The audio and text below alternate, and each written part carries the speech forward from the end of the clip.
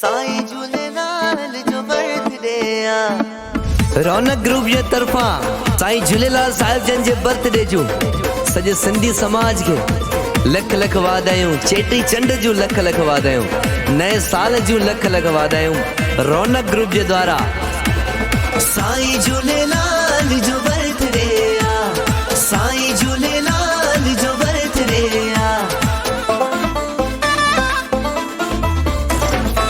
खुशियां जो मौको सिंधी समाज के, खुशियां जो मौको सिंधी समाज के, नए साल जो वाधायूं तो जा। साईं झूलेलाल जो बर्थडे आ। साईं झूलेलाल जो बर्थडे आ।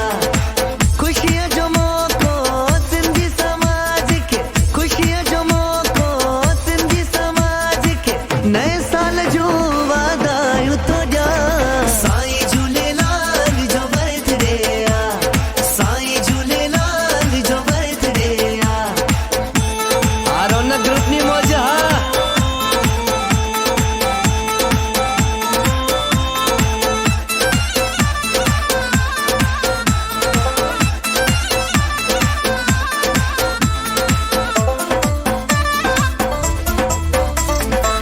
दिल में बस इहा आश आहे, साईं झूलेलाल मुखे पंहिंजो बणाए।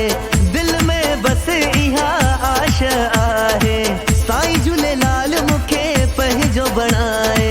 लाल साईं राज़ी सॼी दुनिया राज़ी। लाल साईं राज़ी सॼी दुनिया राज़ी। नए साल जो वाधायूं तो ॾिया। साईं झूलेलाल जो बर्थडे आ। साईं झूलेलाल जो बर्थडे आ।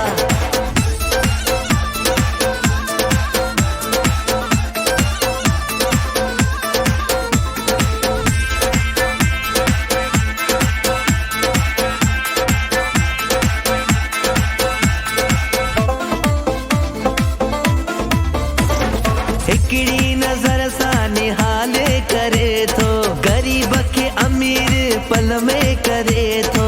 हिकिड़ी नज़र सां निहाल करे थो, ग़रीब खे अमीर पल में करे थो। दिल जी मुराद पूरी थो करे। दिल जी मुराद पूरी थो करे। नए साल जो वाधायूं तो ॾिया। साईं झूलेलाल जो बर्थडे आ। साईं झूलेलाल जो बर्थडे आ।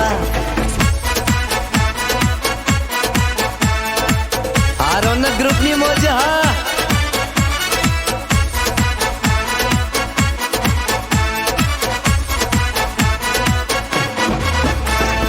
असां झूलेलाल सां प्यार कयो आ।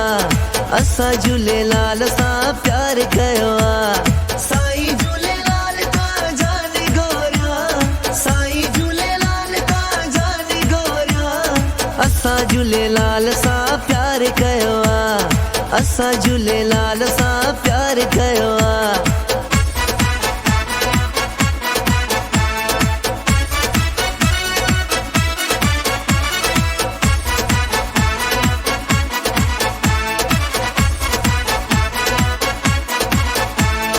पसंद कयो मूं पंहिंजो पाण आ। पसंद कयो मूं पंहिंजो पाण आ। साईं झूलेलाल का जान गोरा। साईं झूलेलाल का जान गोरा। असां झूलेलाल सां प्यार कयो आ। असां झूलेलाल सां प्यार कयो आ। खुशियां जो मौको सिंधी समाज के, खुशियां जो मौको सिंधी समाज के, नए साल जो वाधायूं तो ॾिया। साईं झूलेलाल जो बर्थडे आ। साईं झूलेलाल जो बर्थडे आ।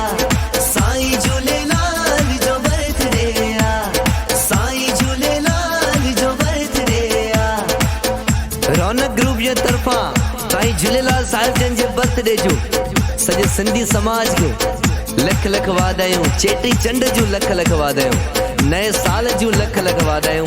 रौनक ग्रुप जे द्वारा